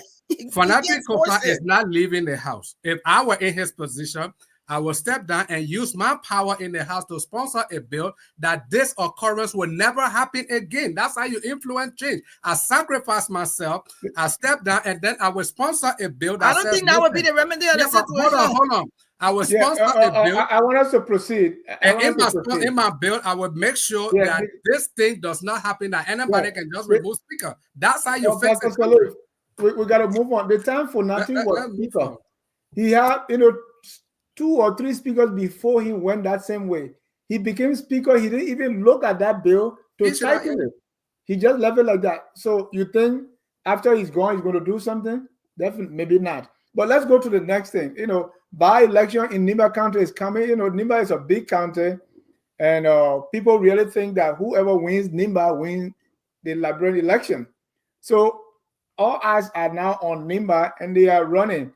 I heard Dr. Gompo, who I talked to his people, want to invite him here, or Madam Edith Gonglo, of course, the guy who jumped over the body, Koga, is running, and even this guy that is Key. I don't like to put a prophet behind, but Prophet Key is also running. So there's a lot of things, and then Koga was in the news this week, because I think he started running the campaign a long time. I also saw that, Prophet Key went to, I think, his village, and I mean, I was shocked. People, even students, they even took students. I'm like, wait a minute. And that really brought my attention. I jotted down a few names here. I'm going to have a show to really talk about some political actors that people are listening to really see why. But take a listen to the person introducing Prophet. We bring you nobody else but the common people friend commonly known as Prophet Key. A son from this identical soil that ran around here, the parents ran around here, the grandparents grew up here and growing up here. I bring one message from the entire country that it depends on Prophet Key, the common people friend.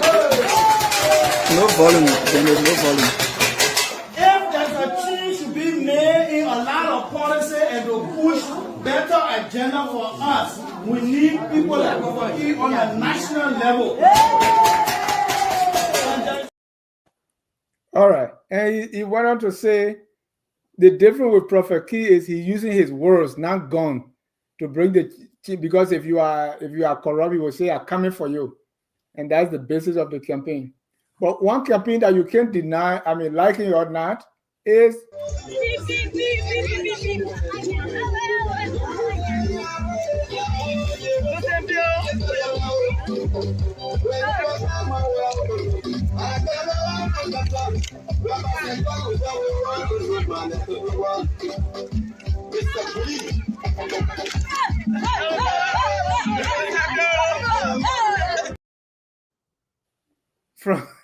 from jumping over the body. I mean, if this was a fitness campaign, I think this guy won hands down.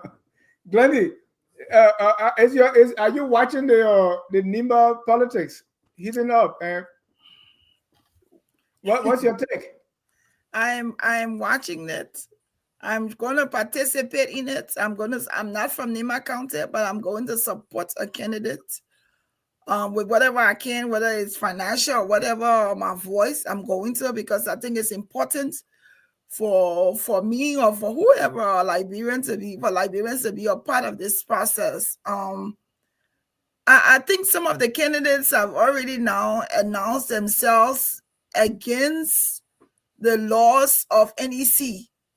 Campaign is not open. They have not announced candidates yet. I look at the schedule on the NEC website, they are even share it. They should not even be announcing a candidate until around the 14th or the 15th. But it seems like Koga is actively in campaign mode, and now I see also Prophet Key. I don't have anything to say yet concerning that, but all I can say is that I'm going to be a part of this process as a Liberian. Which side are you going on? We want to hear all the candidates. I would hope that I'm hearing that Edith Gonglo is also a part. And but she's been campaigning too. I have not seen that she's campaigning. I have not seen that she's announced. I can send you all the pictures. Yeah, I have not seen that she has announced. Hold on, Pastor I have not seen that she's made anything public. I have not seen that she's done a press conference. I have not seen that she's done a dance that Koga jumping. I've not seen that. I can send you the video. If you've seen that, then that's fine. If she's doing that, that's good for her. Because if the men are, but it's not good for the other what's people. wrong with her being out there? Let her finish. I'm just saying, I haven't seen that. And if it's fair game, if everybody is outside, let her also be outside. But what I'm saying is, NEC has not yet announced any candidates, and campaign according to the NEC schedule is not up. Should I say now, because you're almost opposing my position to Koga, that you're supporting Koga? No. None of that. I was just surprised when it was Koga and Key. You said campaign season not open. I haven't seen anything you condemned them.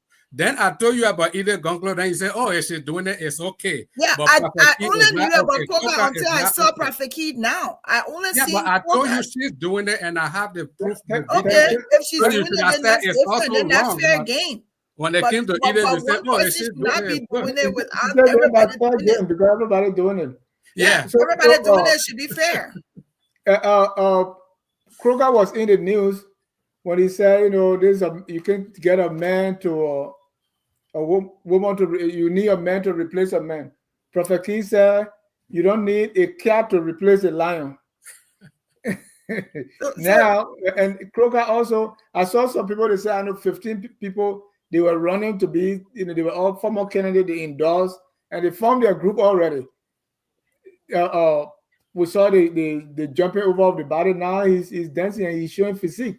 He's jumping up. Is Kroger doing too much here, Pastor Salif? Yeah. So I mean, campaign, you got to do too much. What's the problem with that? For me, the way I see it, every Liberian that is from Nimba County, they got a right to run. Every Liberian is eligible once you're of the age and you have you satisfy the NEC's stipulations, you qualify to run. The only thing is, like you said, our politics, sometimes we contribute to it unknowingly. And that's why I was laughing at Sarah Glendy for interrupting you, because when she started, she was like, how it was so wrong, because the campaign should start at the 15th of this, and she mentioned Prophet Key, Koka, it was wrong, they can't be campaigning now. Then I said, but you didn't mention either too. She also campaigning. I have not seen her. Hold on, I see her, I was saying, I didn't see her. I only saw Koka. I agree. Listen, but why are you putting emphasis on what I said? Hold on. I agree you didn't see it. But then when I told you I have the videos and the disc, you should equally say it's also wrong. But now you say, if she's doing it, then it's okay. No, you said she's doing fine for herself. So it can't be wrong on one side and right on the other side. That's the problem I have. We should be fair in our criticism with everything we do. If it is wrong to do because we're not reached to the Please share the pictures with us, Reverend. You're talking long. Just share the pictures that you know for Edith. I got it. I'm not. Okay. I can't be put under duress. I got it because I know why I got it. I have it. I got picture. I got video. So everything the other two people doing, she's also doing it. All that I'm saying, when it's wrong on one side, it should be wrong on both sides. It shouldn't be, if this other person doing it is okay. No, it shouldn't be okay for anybody. So everybody is free to run. we will be watching the race. I don't have any dog in that fight. I'm not supporting anybody in that race. But the Nimba people will decide. Let the Nimba people decide. Prophet Key should not be written off. He's also a Nimadian. Whatever he does, what people think he is. Somebody spoke to me yesterday. Oh, that man, I can cuss like that. Okay. Other people that ran, Prince Johnson, that killed so many people, he ran for Senate and he won. So if we go in to use that standard because Prophet Key can cuss, so he should be excluded. Then how did we elect Prince Johnson? So we got to create a balance. With other people we also elected who directly took part in the war that we saw what they did. They all there. Yeke doesn't have his. He said, I fought war too. He is there. So because Prophet Key used words, I don't think he should be excluded. Everybody should take part. Everybody be given What do you mean Prophet Key use words? Yeah. Eh? What do you mean Prophet Key uses words? No, everybody I talked to, they said he cursed a lot. So that words, when you curse, and you call that word, you don't call that curse, you call it words. No, but curse comes through words. That's what I'm saying. What I was trying to say. Are you not minimizing? No. I'm not. I was comparing. No, because you see, he uses word, and that's why he says. No, hold on now. You asked me the question. I was comparing him and Prince Johnson, who used guns and killed people. He got elected as senator. So to exclude Prophet Key because he's cussing when he's using words, he has not killed anybody. That is not fair. That's what I'm saying. Everybody should have fair shot. Let the Nimba people decide that we don't want this man because of who he is, because of his cursing, because of his vile nature. We don't want him. Let them vote him out. But we cannot exclude somebody because of what they've done, because we did not exclude the killers. That's all I'm saying. I'm not minimizing anything that this guy has done. And I don't. And when you say exclude, that means you are talking at the level of the election commission. I don't think they are going to exclude anyone because of insult. Right? Yes. Yeah. So the electorate now, they do not exclude. They just say who they want. So, yes, they should vote for who. I don't want you to use the word you are using, exclude. It appears that somebody is saying that he doesn't have the right to run. I don't think that's why you listen to other social media platforms that say, why should this kind of man be there? Everybody should be there. Okay, that's what I'm saying. Because I listen to other accounts, I talk to other people one-on-one. We cannot exclude him. He's a Nimadian. He has the right to partake. Let the people of Nimba decide. You are too vile. Your mouth, we don't want you to represent us, and they will vote him out. Let them decide who they want. But we cannot sit on the platform and say, oh, you know, this guy's mouth is dirty, so no, he can't run, or this other person. No, everybody should have a fair shot. That's what I'm calling for. Let everybody have a fair shot. No one's saying that here. Why? No, I did not say here. I said other. I did not say here. I said other platform. Oh. Yeah, other platform that I've watched, other one-on-one people I talked to. I talked to somebody yesterday. I didn't know about Prophet Key. They are only campaigning against him. They are not excluding. Dennis, I can talk to now. Yeah, hold on. I'm talking. When I'm here, I get all the authority. Of course. Now, if I was talking to Prophet too. No. I was saying something, right? Because he used the word exclude. That's why I'm holding him accountable, because it is not exclusion. They are only campaigning against him. Dr. Pearson, what's your take? Nimba politics. You know, I encourage my fellow clergyman, Pastor Salif, please look on Amazon and type in there Clarence Pearson and look for the book, The Three Factors. Okay. Rethinking Liberia Leadership Struggles. You say what? The three factors? Just type my name, Clarence Pearson, in Amazon. The books will come up. I think I got 12 books there. Okay, and you see the one that says The Three Factors, Rethinking Liberia Leadership Struggles. You know, look, and I mentioned in our book, there are three things that are hurting us: bad election results, bad leadership, and sycophancy. And it comes, your point you just raised comes to the issue of bad election results. And I think that's what Dennis is trying to draw us to.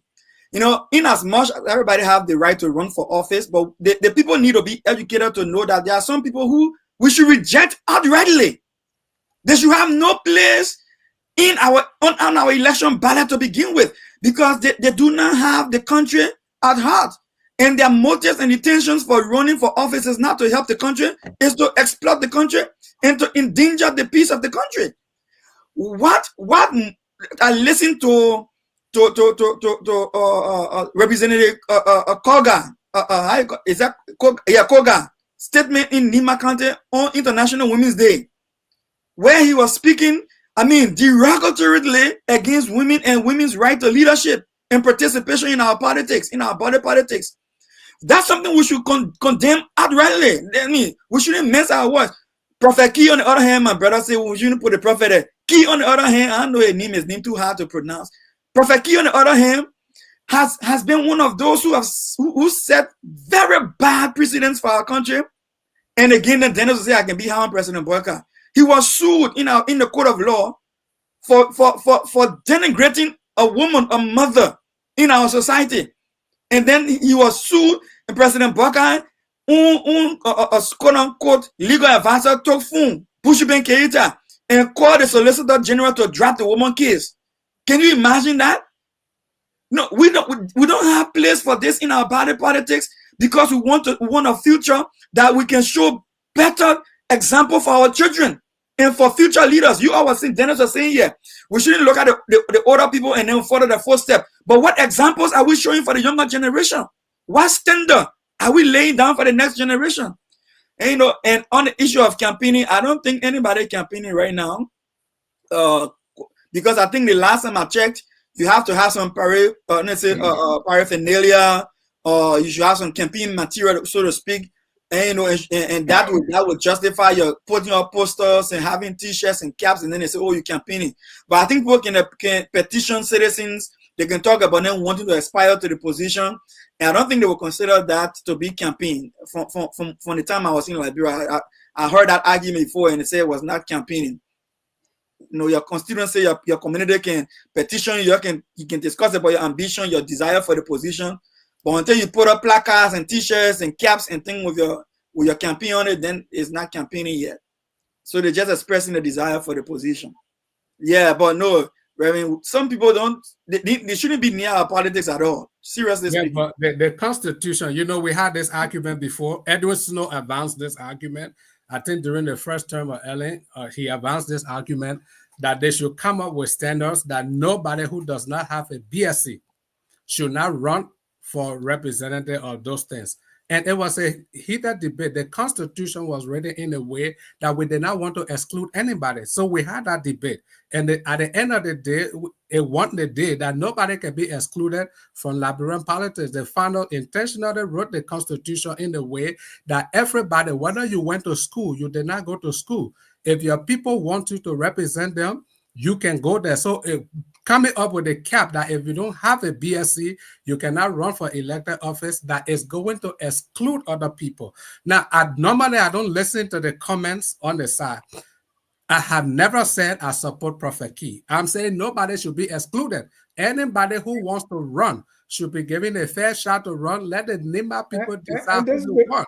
If you are afraid of somebody who is cussing, I don't like it as a pastor, but then what about the people that are killing people? Oh, you can vote for murderers. But no, there's nothing about what we're saying. That's one you are afraid of. No, I don't think that's what we're saying. We're saying now you are talking about those commenting. Oh, okay. They're surprised that so you prefer the murderers to be senator, but you're afraid of somebody who curses. He's more dangerous than the one that have been murdering people. The one that been embezzling money, you only afraid of the president. I'm not supporting Key. I'm saying let everybody have a fair shot and let the Nimba people decide who they want. That doesn't mean I'm supporting anybody. I have no dog in the fight. And we see Nimba people shouldn't promote anybody that do not have the standard that is that is necessary for the advancement of our country. No crooks and no buff.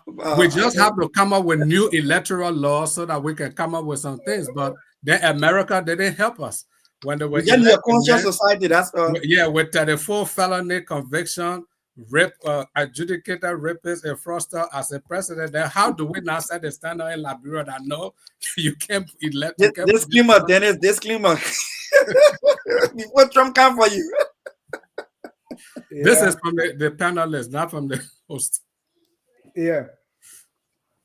So, do you have a? You say you don't have a. Do you have a candidate that you would support? Who? I think I will be listening with my sister Glennie, whatever support she giving to my sister Gonglo Wule. I think we already know Glennie's choice. Yeah, I will support. You know what? I will support Gonglo because I know we want female balance in our governance structure. And you know, and Nimba County have a lot of men already in the legislature. If we can put a woman there, and you know, in the Senate for them as an addition, that would be a plus. Pastor Salif, you know, Yes. you have a side there because Nimba, you know, whoever wins, Nimba has been winning. So Yeah, again, like I said, Edith Conkler, I know her very well. Been in her house. We live right opposite each other when I was in Philadelphia. Her husband and I, we come from the same place. We are family friends. We know each other. Again, like I'm saying, I love fair play. Let the Nimba people decide. I'm from Riverside, and I'm from Bummy County. My father from Bummy, my mother from Riverside. yeah, but if you were choosing, who will you take? I can't choose because I'm not from Nimba, so I want the Nimba people to make their choice. Thank you. Yeah, let the Nimba people. I want us to conclude on this news that we got. FOL resident economist Thomas Koung.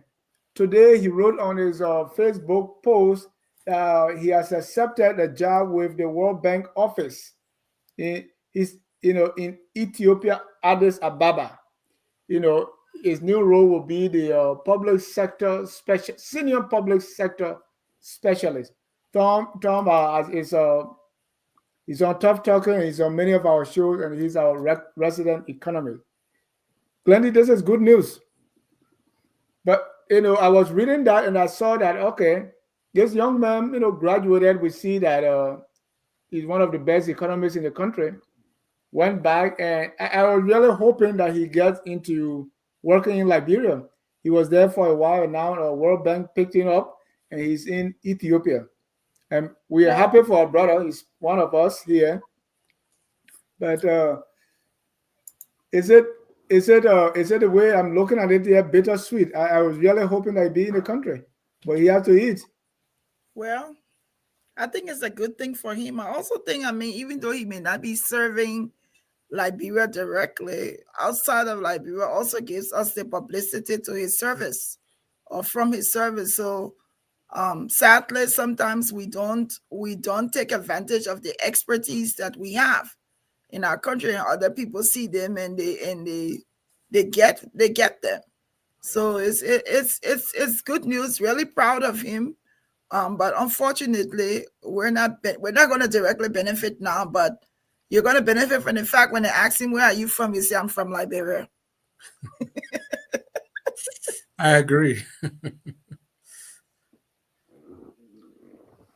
Dr. Pearson, you know, young people go in the country, people of his age group, his level of education, they have many of them there, you know, they have not been able to they've not been absorbed.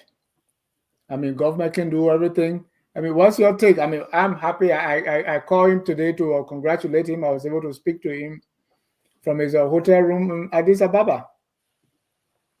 You know, I think I'm happy for him. When I heard you mention that, I was glad that he had the opportunity.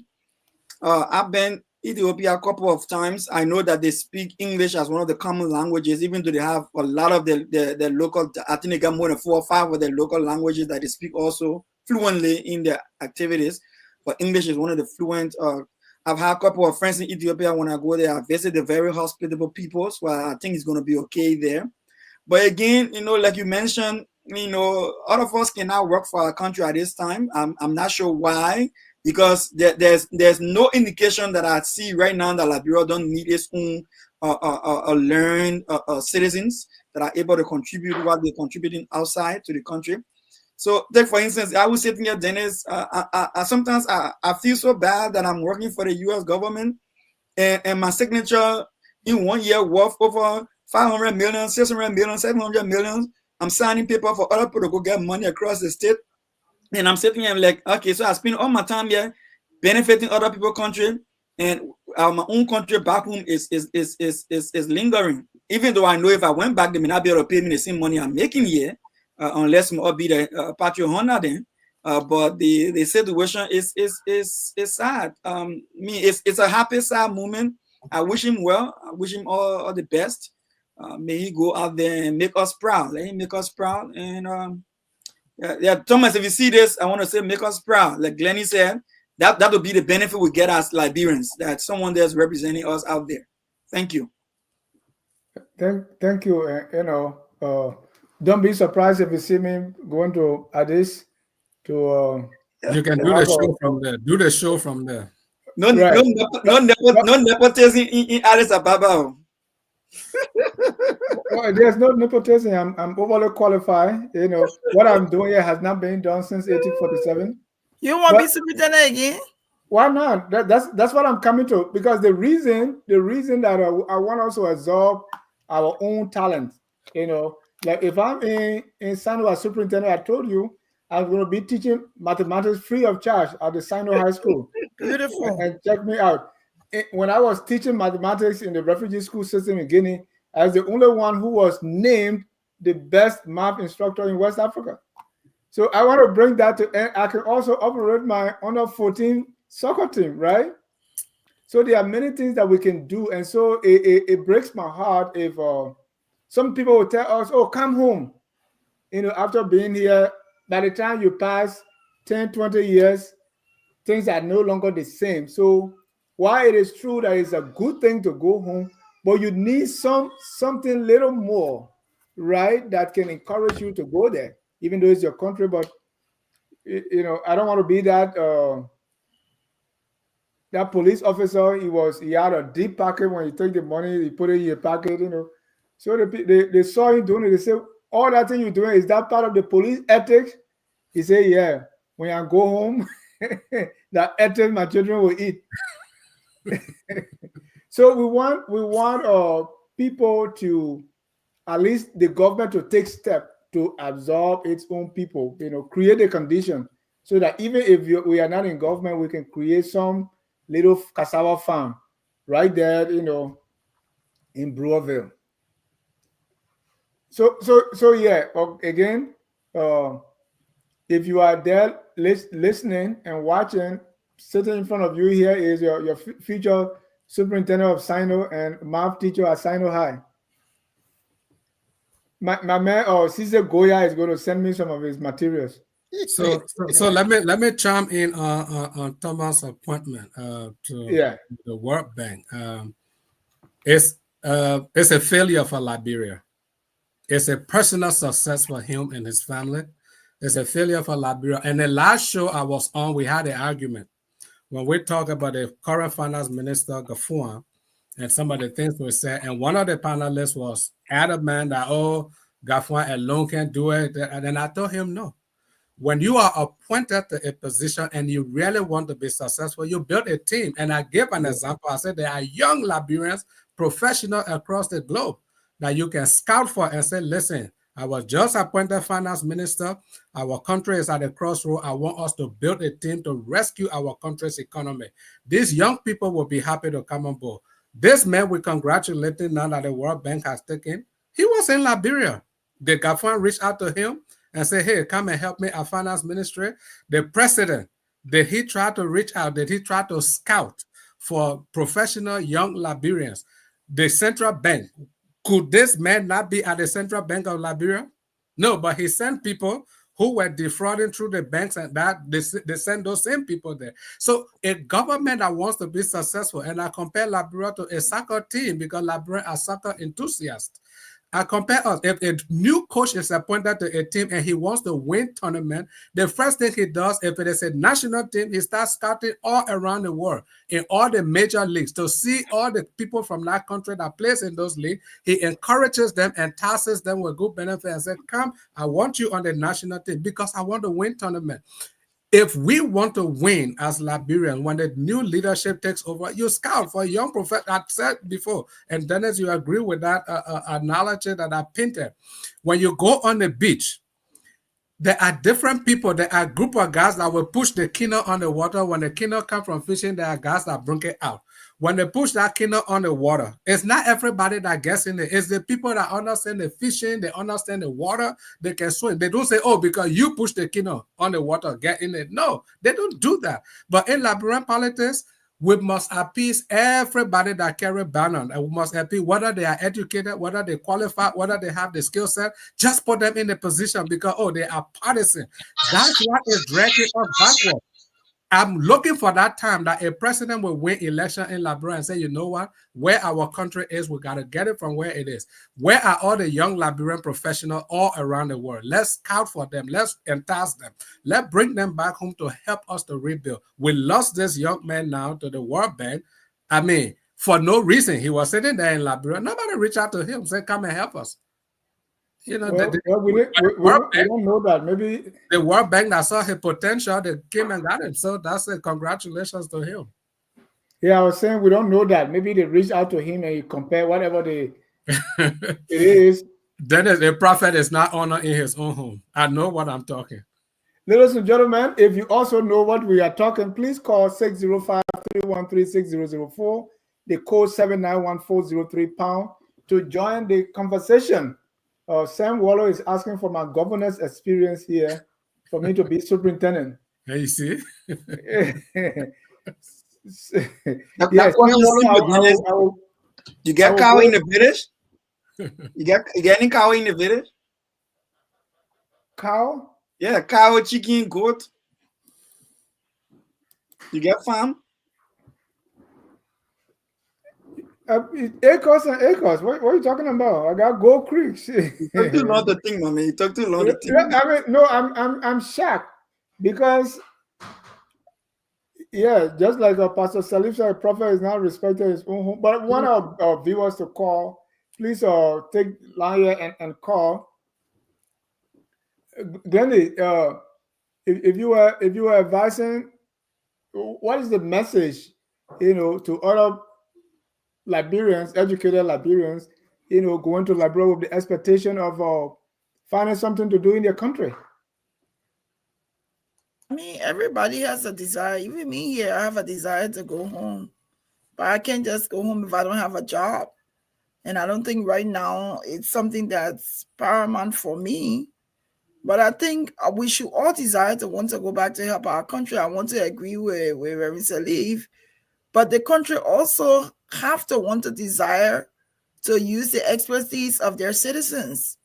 Do they have a database of the different qualifications that they have out here that they can just tap? Let me tell you something that the president of the university did when we met her as the alumni. The first thing she wanted us to do was to establish a database. And she wanted to be able to be a part of that database so that she can be able to know the different expertise that we have in the community, so that she said that she would reach out to each one in our database personally. And the form, we got it. We got the form subsequently, and it has different questions.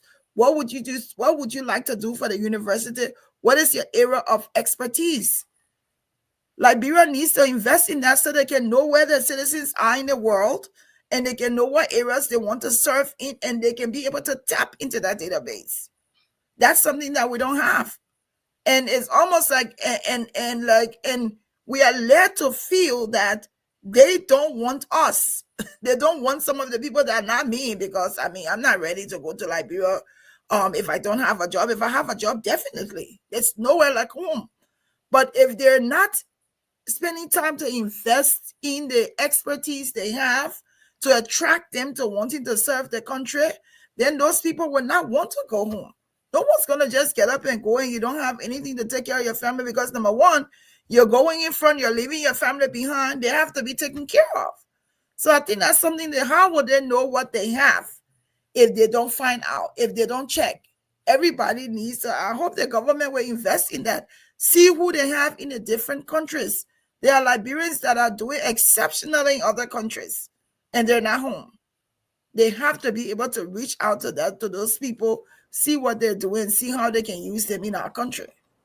That's true, Glendy. The problem is the partisanship in Liberia, because there was somebody they wanted to appoint. I sat with him.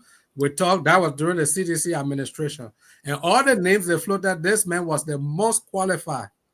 At the end of the day, they told him that what excluded him was, oh, but it's the man partisan. They say, oh, the man not partisan. They say, then forget about him. But he was the most qualified. So you lose that talent because he was not partisan. That's what's dragging us backwards. Everybody should be brought to the table, irrespective of what party. If you have something you can contribute, to the sustainable growth and development of your country, I think you should be brought in because we want to be successful. Thank you. Well, we don't have a caller, and so we'll be concluding. Let's go around the horn, starting with Dr. Pearson on your closing. But let me put on a few comments here talking about that database. Dr. Sam Wallace saying a database was created by someone in 2006, 2007, and it didn't make a difference. William Jack says, why can't Liberian professionals in the diaspora, I mean, like EULA, for instance, create such database as well? You know, who should market you guys? You know? True. Sam Waller is questioning my governor's experience to be That's Sam Waller trying to you. But Sam Waller, you know, as Bwaka said, you know, put me on the roll. Don't park me and you will see. Right? And he's also challenging panelists to demonstrate the talent like Thomas every time so you can get job too in Addis Ababa. Clarence, you hear that one? The people say we're not. I think I say wherever I got MOU. Richard Clinton says he's disappointed in the man of God to be supporting Prophet T. And I think you made that clear that you were not supporting Prophet T. The fact that I didn't find you to support anybody, you know, kind of saying if you're not supporting anybody, that's an indirect endorsement of Prophet T. No, that's what the person is saying. I can never. If people are running and you stay out, because your voice can give light or direction, so some people are going to vote. But you say you're going to sit out. No, I don't support. Right now, I have not endorsed anybody. I just want Nimba County to create a level playing field. Anybody who from Nimba wants to run, let them run. No, the playing field has been created by the people of Nimba decide. They're not going to exclude anybody. That's why I didn't want you to use the word exclude. They were only pointing out the fault or the weaknesses of other candidates. Got it. And that's why. But you call it worse.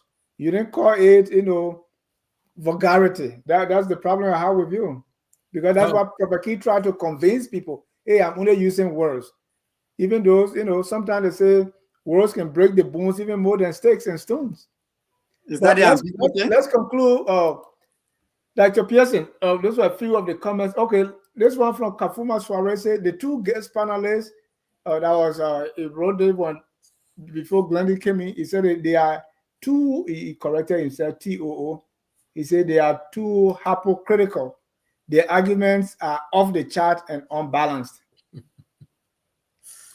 The statement that the Unity Party vice president is misleading and hypocritical because JHT was in that position for 6 years, and we didn't hear anything from her. Only failure. Yeah, she too complained that she was not being used. Isaac Tumo said, great show, very educative. Thank you all for chiming in. Dr. Pearson, your closing. Yeah, thank you. I'm interested more in the issue about the database. Those of us who deal with data a lot, one of the reasons why you want to set up any database is the fact that you know it's going to be used. If it's not going to be utilized, then there's no need for you to waste your time and energy into it. I think we have the president office started some diaspora organization or so, or something to his office effect. The foreign ministry or the Ministry of Labor, any of those governmental institution wants to have that done, I think they can do it, and it's a good idea, Glendy. I don't see why we have not done this. The last time I was hired as consultant to UNICEF, when we're looking for international consulting, what we had to do was to go into the UNICEF UN database for West Africa, and I was able to pull somebody from Ghana to come and do the consultancy that I was hiring for to do in Liberia. So yeah, we can do that for Liberia as well. And trust me, Dennis, in Liberia, we'll be recruiting as government institutions, you know, going into UN database to go recruit us, and we don't even know Liberians are there because no Liberians are listed on those databases. We're bringing Ethiopians, Ghanaians, Kenyans, but you never bring in a Liberian. That was so sad. So I close by saying, listen, I think I look forward to seeing the Supreme Court bring that whole thing about the lower house, the House of Representatives are closed, so we can not embarrass ourselves that we saw us there at the Ecowas there. And last but not the least, I just want to say Koga should show some respect for our mothers and our sisters and our daughters. And we should not be saying anything today that will derail the progress we've made in our local politics to want to undermine the representation of women in governance. Thank you. Thank you. Pastor Salif, you're closing. Thank you, Dennis. Great show tonight. Again, the Parkhouse statement, I agree with one of the person who posted, one of the viewers, that is deceptive, and indeed is deceptive. And JMB used that to win the election. He said, listen, I was just a Parkhouse for 12 years. Just put me there, I would do it. And we put him there. We saw what we are looking at what's happening. So it's deceptive to tell people, oh, I'm not doing much now because of my position, but when I get there, then I would do something. Even if you're a park car, show me that your engine can start. Show me that your engine can warm up. You don't have to drive. Just start it. Just warm it up. Just rev the engine a little bit. Let us see something. So then when that opportunity comes, we say, yeah, this car was parked, but it can still run. The engine can still move. Then we will understand that. But the VP got so much he can do to make himself relevant. And I don't mean just Jeremiah Koung. I mean anybody who ever entered that office of a VP. You got so much you can do to make yourself relevant, apart from already things that are assigned to your office to do. So we got so much that we can do. When it comes to the elections in Nimba County, my heart is with everybody in the race. I want Nimba County people to decide who they are going to vote for. It is their choice who they want. I know the MD, the GMD, Grassroots Development Movement, I know they have a candidate in that race. I just forgot his name, but definitely if I must support somebody, that's the person I will be supporting. I will try to find the name of him, and I just forgot his name. And it's movement to support somebody. Appleton's party? Yes. Oh, okay. Appleton, what, anyway. Say it, Dennis, say it. Glendy, you have the last word. So it was good being here. It's been a minute. I think Liberia, I always say the change that Liberia seeks, or that we're seeking after, it starts from us. And every little bit that you do for the country is going to count, irregardless of what side of the aisle you're on, if your focus is on Liberia, the common denominator that we have. I think I have exhausted talking about Koga, but it's a different network. So I'm going to say that I was really embarrassed to hear a sitting lawmaker in 2025 speaking disparagingly about women and negating it to culture, when culture and elections have nothing to do with each other. They're synonym to each other. They're not the same. People don't win elections because they're in a poorer or descendant society. And to use culture was a form of, I think, threatening the people around him. And that's wrong. If you're going to run for the elections, if you're going to run, fine. If you're going to win, you're going to win. To issue such a statement on International Women's Day it's unbelievable for someone who has been a lawmaker for 3 terms. Unbelievable that he will do that. I'm hoping, I did a post this evening, that someone should tag me when he apologizes, because that's the only thing. He needs to retract the statement. He needs to apologize. Such a statement should not come from a sitting lawmaker. We're trying, yes, we understand that men have, they're not equal when you look at positions or different things. We're not even on everything, but to do this in Liberia and in Africa, and as a sitting lawmaker, I think it's wrong. And if I be the only voice that will condemn it, I'm going to condemn it and continue to condemn it. And every day I'll do a post until he can apologize and retract that. I think it was wrong and it was despicable. I will hope that the president of Liberia and the vice president, if he is their candidate from the Unity Party, I will hope that they will say something and they will not be silent on what Koga has said to women all over the world. I think that was wrong. But Dennis, it's been a minute. It was good being here. I'll be back again this week sometime. Thank you. And thank you so much. We miss you, Brandy. You gotta be showing regularly. I'll try. At this time, we're going to close the broadcast. And we don't do that without playing the song that says we are all Liberians. Whether you support Koga, Prophet Key, Edith Gonglo, or Dr. Gompu, or anybody else in the Nimba County race, we are all Liberians. Let us do whatever it takes to make our country the glorious land of liberty. Have a good night, and God bless you. Good night. We are Liberians. Liberia is our home. Liberian people.